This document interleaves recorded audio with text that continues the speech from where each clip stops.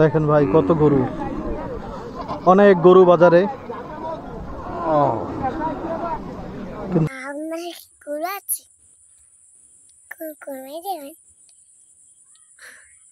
আসসালামু আলাইকুম।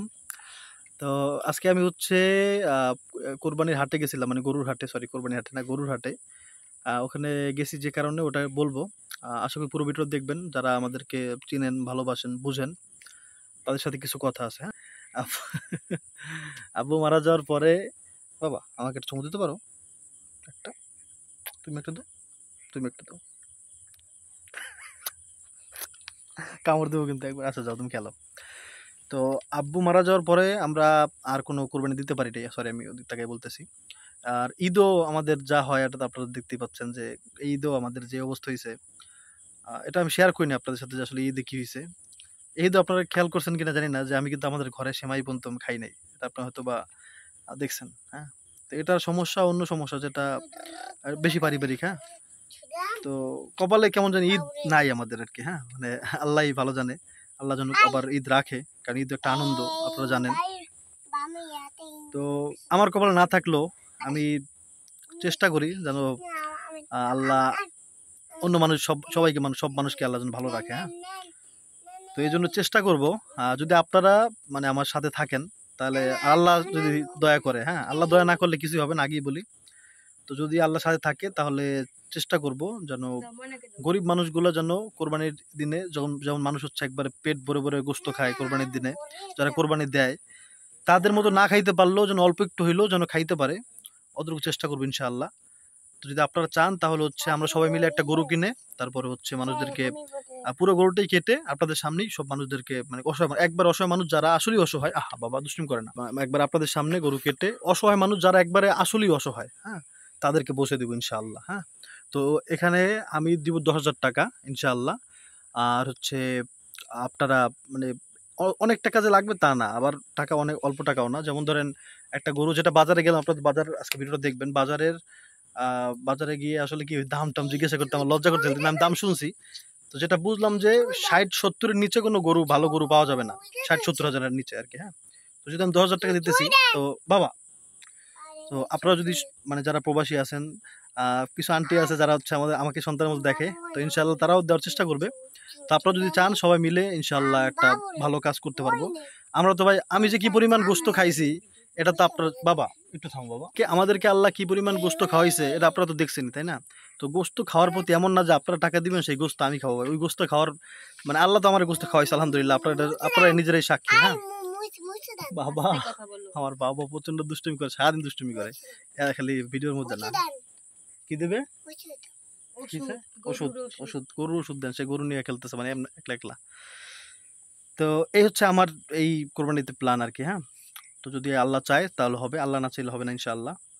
আর একটা কথা আপনারা অনেকে ভাবতে পারেন, অনেকে বলে আর কি, বলে কি টাকা নিয়ে, মানুষের টাকা নিয়ে আবার বাড়ি করবে বাইরে, মানে এটা কি কম, এটা আসলে, তাহলে এটা যদি আপনার মনে হয় তাহলে হচ্ছে আপনি আমার একটু চিনতে পারেন নাই, এতটুকু বলতে, আর কিছু বলতে পারতেছি না। আসলে আমি আগে কি করতাম জানেন, আগে আমি যখন খাবার ভিডিও করতাম তখন অনেকে বলতো কি যে খালি খাবার ভিডিও করে, মানে খালি নিজে নিজে খায়, গরিব মানুষদেরকে খাওয়ায় না। হ্যাঁ, তো এরপরই তো আমি একটু চেষ্টা করি মানুষকে দান করলে ওটা দেখানোর, কিন্তু এর আগে আমি দেখাইনি কখনোই। হ্যাঁ, কিন্তু এখন যেটা বুঝলাম যে আসলে মানুষ যেটা দেখে ওইটাই বিশ্বাস করে।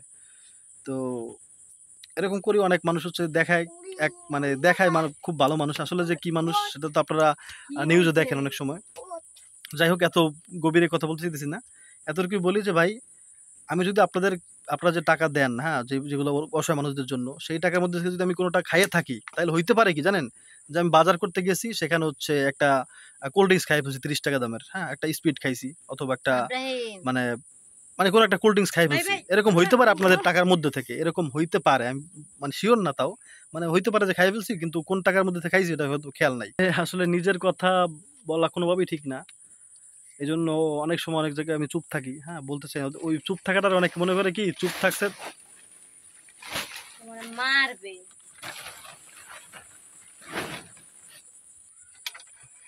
ওরা বান্ধে তুমি তারা, ওরা বান্ধে দিব, আয় আয় এদিকে এদিকে,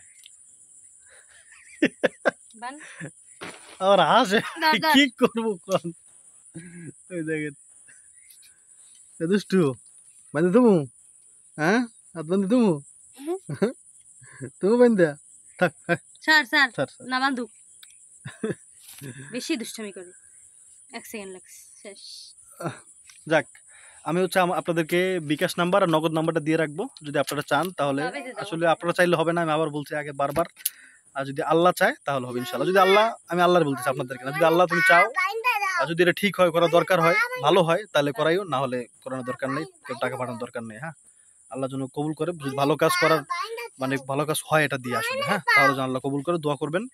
আর আপনারা যদি পারেন, সামর্থ্য থাকে তাহলে পাঠাবেন। হ্যাঁ, ভালো থাকবেন। আর এই দুষ্টুটারে কি করা যায় একটু কমেন্ট করবেন। একটু ওদিকে আসো, বলো আপনারা কি কোরবানি দেবেন? বলো না, ভালো থাকবেন ভাই। আসসালামু আলাইকুম, আল্লাহ হাফেজ। আবার দেখা হবে ইনশাআল্লাহ আগামীকালকে। সুন্দর ব্লগ পাবেন, হ্যাঁ, বড় ব্লগ পাবেন ইনশাআল্লাহ। আসসালামু আলাইকুম। এই হচ্ছে গরুর হাট। মাশাআল্লাহ অনেক গরু আসছে, এদিকেও আছে। ভিতরে যাবো এখন আমরা। হ্যাঁ, লানা খুলতে যাই। আরে বাবা রে বাবা, ভাই একটু বেশি ভয় লাগে। আস্তাগফিরুল্লাহ, ভয় লাগা উচিত না, একটু ভয় লাগে। কেন জানেন? যেটা লোক শুনলাম না মাঝখানে মারা গেল, শুনছিলেন? গরু গুতা দিয়ে মারা লিছে আত্মীয় স্বজনের মধ্যেই। এরপর থেকে একটু ভয় লাগে। ওই আমার চাচার মাইয়ার আপনার কি জানি কয়, স্বামীর বড় ভাই, হ্যাঁ কি কয় এটা। দেখেন ভাই কত গরু, অনেক গরু বাজারে, কিন্তু প্রচন্ড, যেটা বললাম আগে, একটু ভয় ভয় লাগে। ওহো বাবারে বাবা গো, আস্তাগফিরুল্লাহ, আল্লাহ আমারে মাফ করো। এই যে গ্রামের হাট বাবা, মা গো মা। গ্রামের হাট আর শহরের হাট কোনোদিন একরকম না। হ্যাঁ ভাই, কোন দিক দিবেন? আস্তাগফিরুল্লাহ, ও মাগো মাগো। আরে যান, বিসমিল্লাহ করে যান, গুতাতে আমরা দিলাম আর কি। মাগো লা হাওলা ওয়ালা কুওয়াতা ইল্লা বিল্লাহ। এবারে দেশ হ্যাঁ কেছেন গরু। এই হচ্ছে হাটের মধ্যে চায়ের দোকান, ক্ষণস্থায়ী চায়ের দোকান। আর গরুর যেটা বুঝলাম যে মানুষ আজকে গরু নাকি কিনবে না। রাহান ভাই অনেক আগেই হোক, একটু সুস্থ হোক, বাঙালি জাতি, প্রচন্ড গরম, কিন্তু তারপর আমরা কি খাবো ভাই? চা। এই যদি ভাই বিদেশি রহনে আল্লাহ, হ্যাঁ গিনেস বুকে অবশ্যই আমাদের ওঠানো উচিত যে আমরা বাঙালি। গরমের দিনে একমাত্র অবশ্য ভাই বাঙালিরা রেকর্ড তৈরি করে, এটা বাস্তব কথা। অনেক রেকর্ড আছে বাঙালিদের নামে। বাঙালি এমন একটা, যাই হোক, গরমে খাইছে।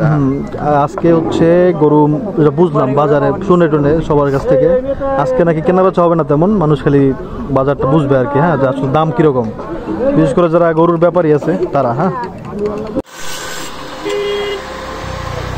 হচ্ছে কামার, সরি কামার।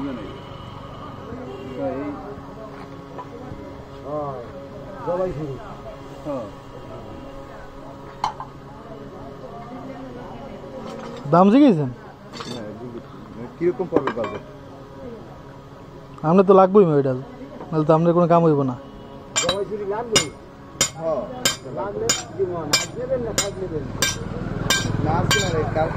দাম পড়বে কিরকম?